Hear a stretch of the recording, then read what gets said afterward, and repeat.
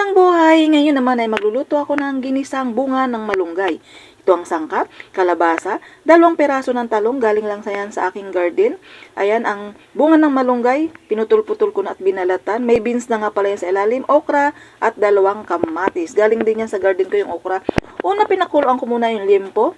Pagkatapos kumulo ay dyan ko na rin siya ipinirito sa pinagkuluan niya. Kaya ganyan po ang kulay ng kawali dahil dyan ko po pinakulo yung liempo ng baboy. Tapos dyan ko na rin po igigisa yung bawang.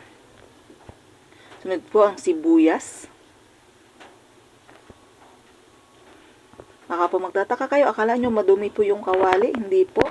Dahil dyan ko po pinakulo yung ating pork liempo. Kaya po nagkaganyan. Hintay lang mag golden brown ang bawang at sibuyas. Tapos ihahalo na yan natin yung karne na yan, yung pork liempo na yan.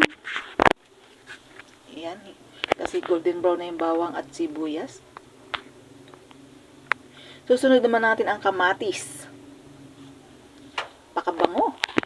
Kakagutom. Parang gusto ko nang kumain. Kaso hindi pa luto ang ating gulay na malunggay.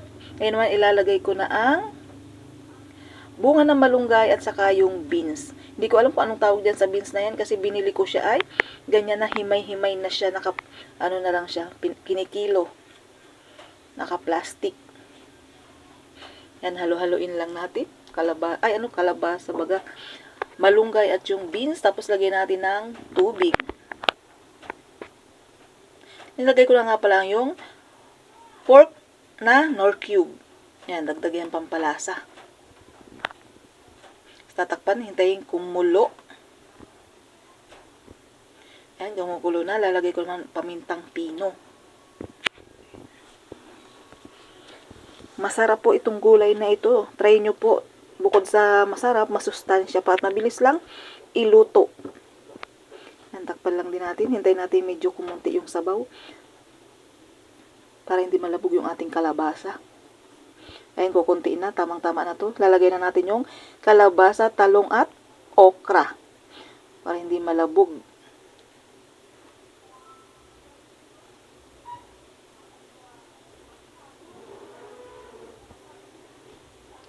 Ayan, tatakpan lang uli.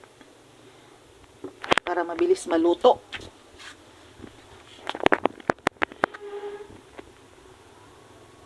Ayan, kukunti na ang sabaw. Ayan, luto na po ang ating ginisang bunga ng malunggay. Kung nagustuhan ang aking video, paki-subscribe, likes, and share naman.